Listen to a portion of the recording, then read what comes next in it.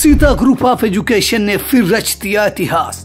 UP board high school परीक्षा फल में प्राची निगम, इंटरमीडिएट परीक्षा फल में शुभम वर्मा ने किया यूपी टॉप। यूपी की टॉप 10 लिस्ट में हाई स्कूल व इंटरमीडिएट के 19 और यूपी की टॉप 20 में 47 मेधावियों ने जगह बनाकर रच दिया इतिहास। गत वर्ष हाई स्कूल में प्रियांशी सोनी ने किया था यूपी टॉप। अपने बच्चों के उज्जवल भविष्य के लिए Sita group of education Mahmudabad की यूपी बोर्ड की शाखा और CBSE board English medium branch में आज ही कराएं प्रवेश।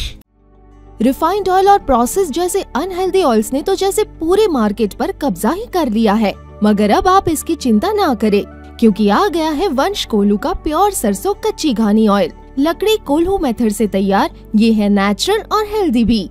वंश कोल्हू प्योर सरसों कच्ची घानी ऑयल के साथ। वंश कोल्हू, तेल सही मिलेगा यहीं। नमस्कार, मैं हूँ अरुणेश अवस्थी और आप देखना शुरू कर चुके हैं आई इंडिया। सबसे पहले हम आपका परिचय करवाते हैं राष्ट्रीय लोकदल के प्रदेश महासचिव आरपी सिंह जी से। सर, आई इंडिया के स्टूडियो में आपका बहुत बहुत स्वागत है। आभार आपका, धन्यवाद। आपको बता दें, सीतापुर में लोकसभा चुनावों को लेकर सियासी पारा लगातार चढ़ा हुआ है। सभी दलों के लोग मतदाताओं को अपनी ओर रिझाने के लिए तमाम प्रयासों में जुटे हुए हैं। लेकिन आज हम अपने स्टूडियो में जो रालोद के महासचिव जी हैं, उनसे सीतापुर में क्या चुनावी मुद्दे हैं और सीतापुर का चुनाव किस ओर जा रहा है, इसके अलावा उत्तर प्रदेश में क्या सियासी माहौल है, इसको लेकर हम चर्चा करेंगे। सर, आपका बहुत बहुत स्वागत है। धन्यवाद आपका। सर, हमारे दर्शकों को ये जानकारी दीजिए कि जो सीतापुर संसदीय सीट पर जो चुनाव चल रहा है, वह जो है वहाँ कौन कौन से मुद्दे हैं और जो है चुनाव किधर जा रहा है? देखिए, सीतापुर का ये मिजाज रहा है कि सीतापुर की जनता, सीतापुर के लोग राष्ट्रीय मुद्दों को महत्व देते हैं और जो देश के लिए महत्वपूर्ण मुद्दे होते हैं, सीतापुर के लोग उन मुद्दों पर मतदान करते हैं। जो स्थानीय मुद्दे होते हैं वो कहीं ना कहीं जब राष्ट्रीय विषय के मुद्दे आते हैं तो स्थानीय मुद्दे गौड़ हो जाते हैं।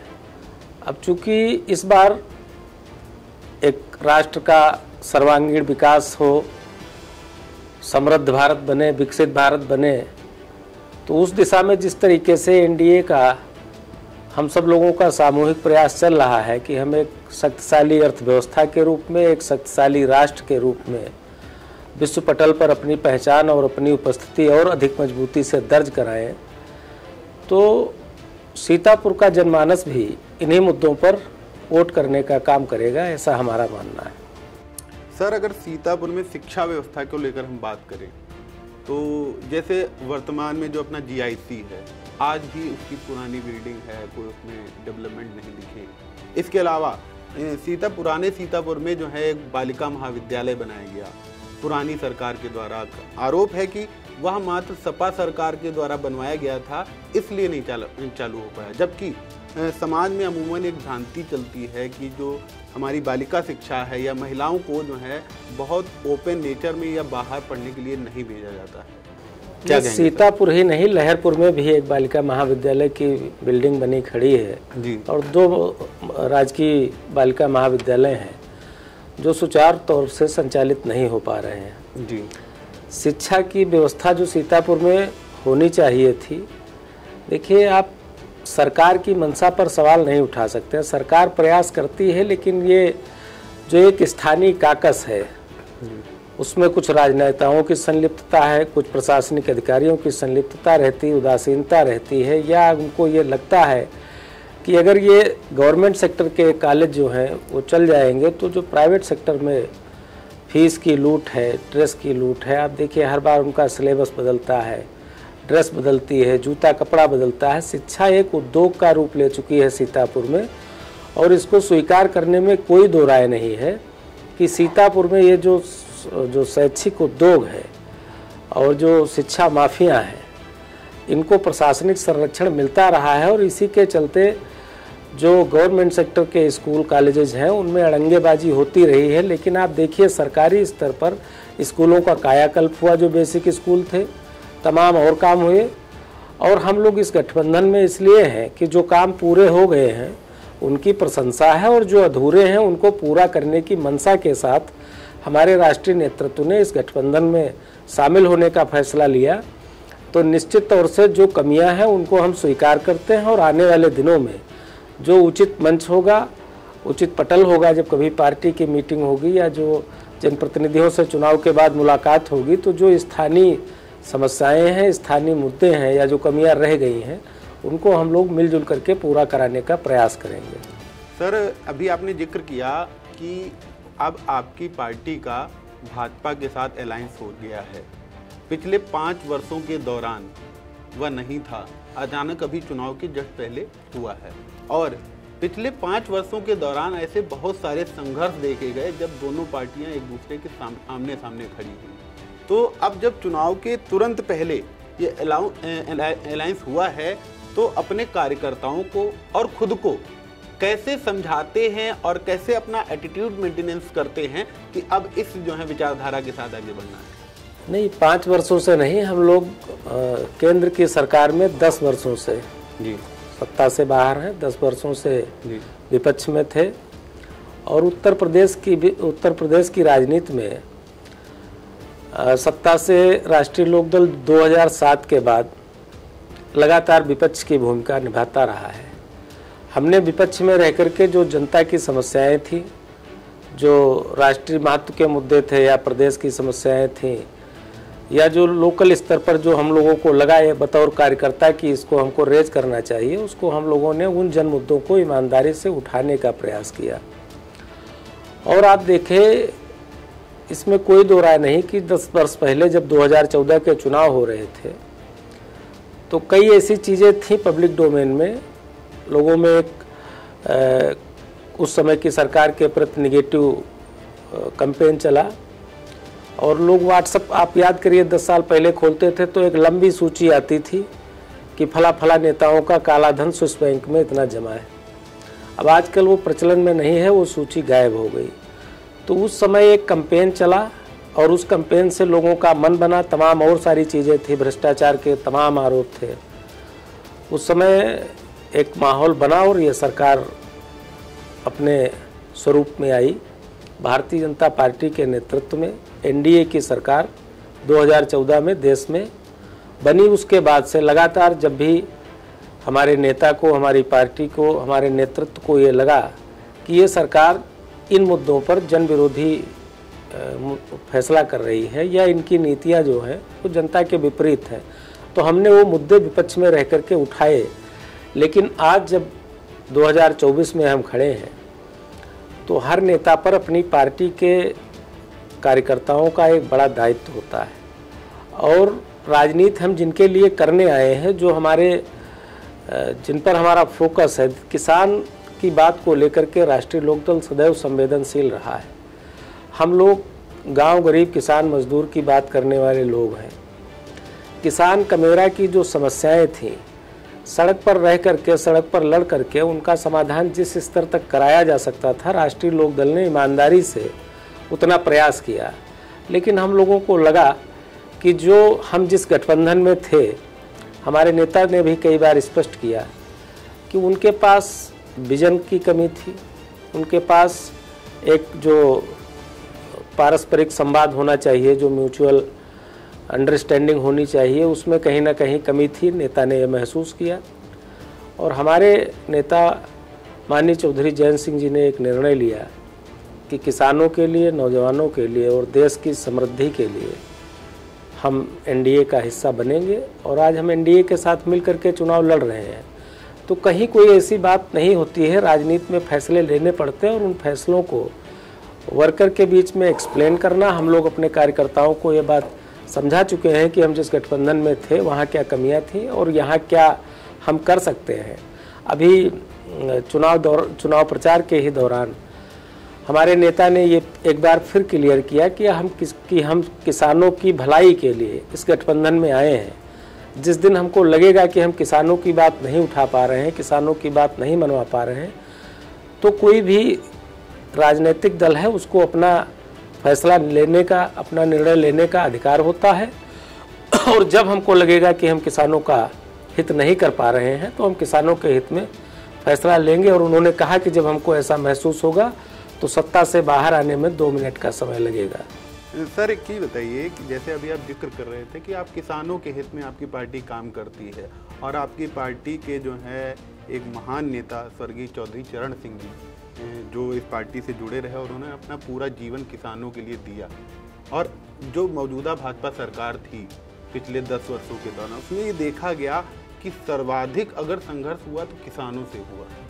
किसान जो है बहुत दिनों तक सड़कों पर रहे अपनी बातों को लेकर के। बाद में जो है भाजपा सरकार ने उन कानूनों को वापस लिया चुनाव के पहले।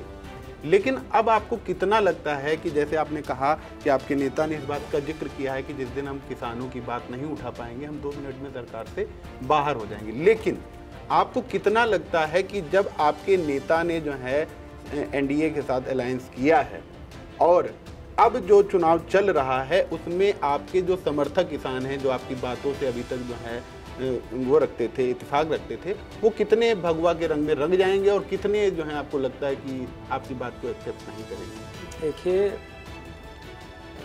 कोई एक रंग किसी देश का प्रतीक नहीं होता है, देश में तमाम तरीके के रंग होते हैं जी।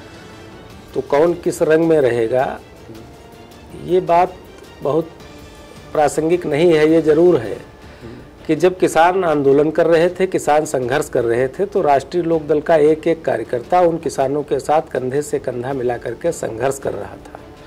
और आपको याद दिलाएं कि जब एक ऐसा दौर भी आया जब लगा कि ये किसान आंदोलन आज उठ जाएगा, इसका नुकसान हो जाएगा, तो हमारे दिवंगत नेता स्वर्गीय चौधरी अजित सिंह जी ने सबसे पहले उस समय जो किसान आंदोलन का नेतृत्व कर रहे थे उनको फ़ोन किया, उनको आश्वासन दिया और कहा कि हम किसानों की हर लड़ाई में आपके साथ हैं।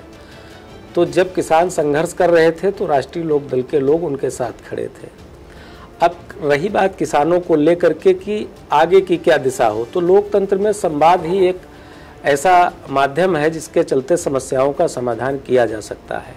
और कोई आंदोलन, हमारी संवेदनाएं उन किसानों के साथ हैं जो आंदोलन के दौरान हम लोगों के बीच नहीं रहे।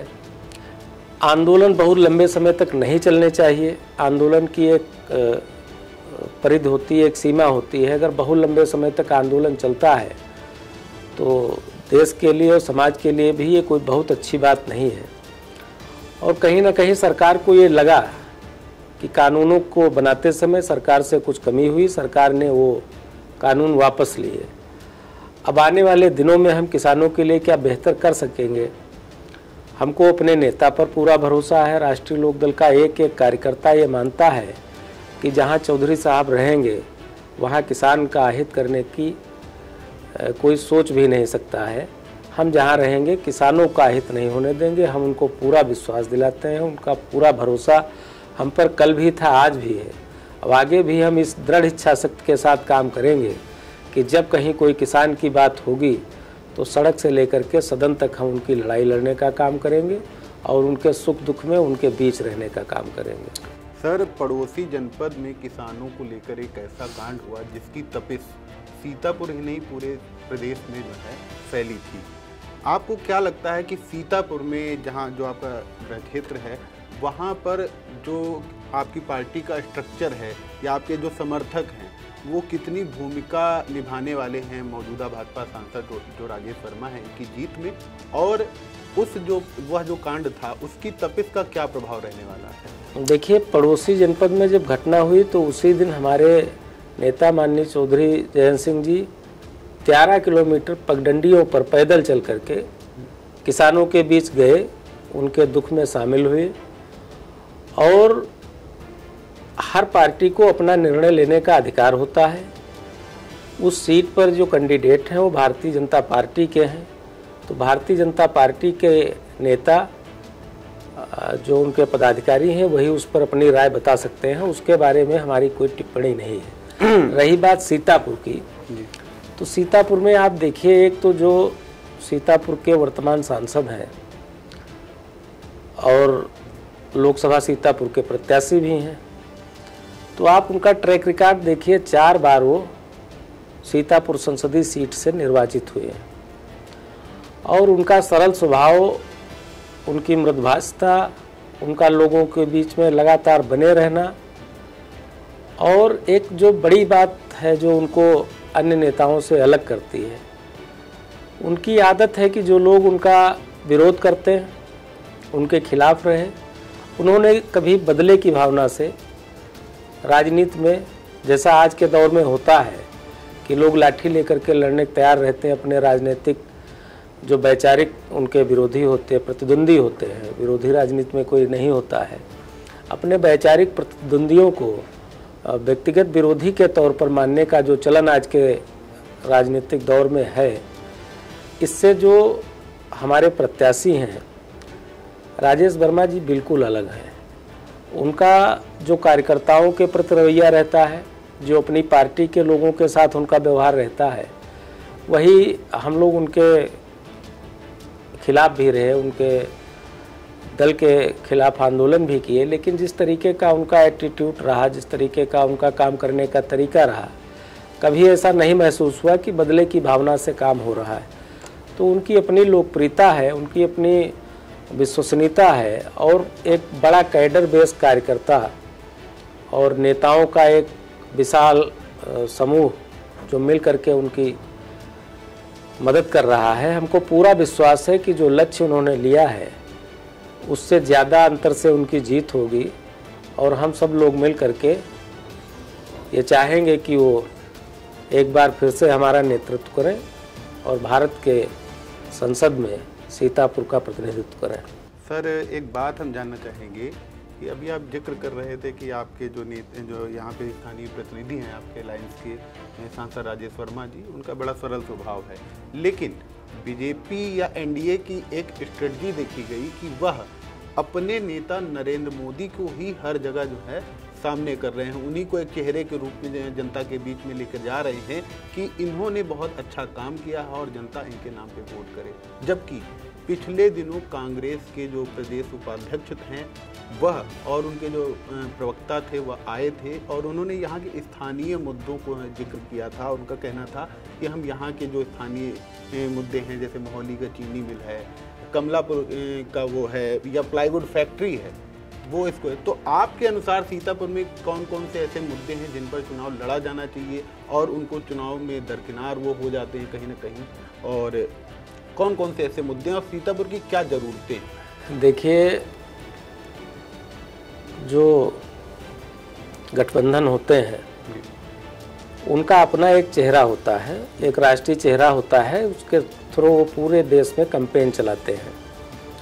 और एनडीए का चेहरा प्रधानमंत्री जी हैं, इसमें कोई दो राय नहीं है, सब लोग मानते हैं। लेकिन लोकल का जो कार्यकर्ता है, जो बूथ का कार्यकर्ता है, वो पार्टी के लिए इम्पॉर्टेंट होता है और संगठन की रीढ़ की हड्डी का काम करता है, वही संगठन की असली मजबूती होती है। तो एनडीए में जो छोटा कार्यकर्ता है, जो बूथ का कार्यकर्ता है और जो हमारा राष्ट्रीय नेतृत्व है, सबको मिला जुला करके एक जीत की तस्वीर बनती है और उसमें सबकी अपनी भूमिका है और उसमें उम्मीदवार की भी अपनी भूमिका है। तो हमने आपको उम्मीदवार के बारे में बताया कि जो वर्तमान के सांसद हैं और जो प्रत्याशी हैं, उनकी जो पार्टी से परे हट करके भी एक उनकी एक्सेप्टेंस है, एक स्वीकार्यता है। लोग मानते हैं कि ये राजनीति में भेदभाव से ऊपर उठ करके और विरोध की राजनीति नहीं करते हैं। तो इसलिए उनका अपना एक स्थानीय स्तर पर जनाधार है। जो प्रधानमंत्री जी हैं उनकी स्वीकार्यता पूरे देश में है, सब लोग जानते हैं। और जो हमारा कार्यकर्ता है, जो बूथ पर काम करने का काम करता है, वो पार्टी को मजबूत करने का काम करता है। पहली बात तो ये है। दूसरी बात यह है कि कांग्रेस का जो आपने उल्लेख किया कि वो आए, उन्होंने कमलापुर चीनी मिल को बताया, मोहाली की चीनी मिल को बताया। देखिए, विकास एक सतत प्रक्रिया है। आप जिस क्षेत्र में जाएंगे वहाँ कुछ न कुछ जन समस्याएँ होंगी, कुछ का समाधान हो चुका होता है, कुछ समाधान की दिशा में होती हैं और कुछ समस्याएं आने वाले दिनों में नई नई चुनौतियाँ हर क्षेत्र में आती रहती हैं। मोहाली चीनी मिल लंबे अरसे से बंद है और मुझको जहाँ तक याद है, जब देश में कांग्रेस की सरकार थी तब भी मोहाली चीनी मिल बंद था, और जब देश में कांग्रेस की सरकार थी तब कमलापुर चीनी मिल बंद हुई थी। तो कांग्रेस क्या कहती क्या करती, यही अंतर्द्वंद के वो शिकार है। आप देखिए कि वो चाहे कमलापुर चीनी मिल रही हो, उसको लेकर के आंदोलन करने का काम अगर किसी ने किया तो ईमानदारी से राष्ट्रीय लोक दल ने किया। 3 साल से एक गोबरहिया की पुलिया टूटी थी, आज वो बन रही है, उसको लेकर के आंदोलन करने का काम राष्ट्रीय लोक दल ने किया। ये जरूर है कि कुछ समस्याएं होती हैं, उनके समाधान के लिए लोग प्रयास करते हैं, लेकिन किसी प्रेस कॉन्फ्रेंस में बैठ करके समस्याएं गिना देना कि ये नहीं हुआ, उनको अपनी जवाबदेही तय करनी चाहिए कि जब उनकी सरकारें थीं उसी दौरान ये उद्योग धंधे बंद क्यों हुए। सीतापुर में उद्योग की भारी कमी है। आप जानते ही हैं कि यहाँ एक बड़ी प्लाईवुड फैक्ट्री होती थी, लंबे समय से बंद है। 2 चीनी मिलें बंद हैं। राजधानी के इतना नज़दीक होने के बाद भी यहाँ का जो नौजवान है वो रोजगार के लिए पलायन कर रहा है, इसको स्वीकार करने में कोई दो राय नहीं है। लेकिन जो सरकारें रहीं उनके कार्यकाल में जो उद्योग बंद हुए, आज वो अगर उनकी बात करते हैं तो ये एक तरीके की धोखाधड़ी है, ये जनता को गुमराह करने की बात है। हम आने वाले दिनों में ये प्रयास करेंगे। आप देखिए कुछ उद्योग लगे भी, हालांकि उसमें स्थानीय लोगों को रोज़गार के अवसर कम मिल पाए, लेकिन जो परोक्ष रोज़गार डेवलप हुए, कोई इंडस्ट्री लगती है तो उसके आसपास का एरिया जो है वो डेवलप होता है, वहाँ जो माप मोबिलाइजेशन है वो होती है, लोगों का आवागमन बढ़ता है। तो एक कंदुनी में शराब की फैक्ट्री लगी, उसमें लोगों को रोज़गार भले न मिला हो, लेकिन परोक्ष रूप से वहाँ पर तमाम लोग छोटे छोटे रोज़गार पा रहे हैं। तो हमारा ये प्रयास होगा कि आने वाले दिनों में, और हमारे जो उम्मीदवार हैं उन्होंने भी किसी इंटरव्यू में कहा, उसको याद नहीं आ रहा, उन्होंने कहा कि अब की कार्यकाल में हम प्रयास करेंगे कि सीतापुर का औद्योगिक विकास भी हो। तो हम मानते हैं कि कहीं जहाँ कहीं कमियां रह गई, हमने आपको शुरू में बताया कि जो काम हो गए हैं उनकी भूरी भूरी प्रशंसा, और जो काम अधूरे हैं उनको पूरा करने की मंशा के साथ हम लोग मिलजुल करके काम कर रहे हैं। और आने वाले दिनों में आपको इसके सुखद परिणाम दिखाई देंगे। और हमको ये पूरा विश्वास है कि सीतापुर अब की रोजगार के क्षेत्र में, आर्थिक तौर पर, और शिक्षा और चिकित्सा के क्षेत्र में और अधिक प्रगति करेगा और नए कीर्तिमान स्थापित करेगा। तो ये हैं रालोद के प्रदेश महासचिव आरपी सिंह जी, जिनसे हमने सीतापुर के जो सियासी मुद्दे हैं उन पर चर्चा की। वह लगातार ये दावा कर रहे हैं कि जो उनकी पार्टी का अलायंस हुआ है भारतीय जनता पार्टी या यूं कहे एनडीए में, वह किसानों की भलाई के लिए हुआ है। उनका कहना है कि जिस दिन उनकी पार्टी किसानों की भलाई के लिए कोई काम नहीं कर पाएगी, उनके नेता के अनुसार वह जो है अलायंस से बाहर निकल आएंगे। इसके अलावा जो है उन्होंने जो स्थानीय मुद्दे हैं उन पर ही बड़ी खुल के जानकारी दी। इसके अलावा वह उम्मीद जता रहे हैं कि जो मौजूदा संसदीय सीट सीतापुर में जो चुनाव चल रहा है, रालोद के स्ट्रक्चर, रालोद की मदद के, रालोद के समर्थकों की मदद से जो भारतीय जनता पार्टी के प्रत्याशी हैं राजेश वर्मा, वह बड़ी जो है जीत दर्ज करने जा रहे हैं। बहुत बहुत धन्यवाद। कैमरे के पीछे हसन गोगा हैं और मैं अरविंद दोस्ती सीतापुर।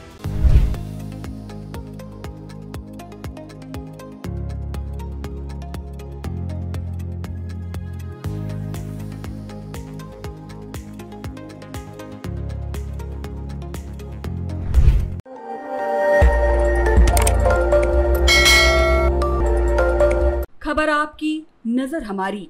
देखते रहिए आई इंडिया।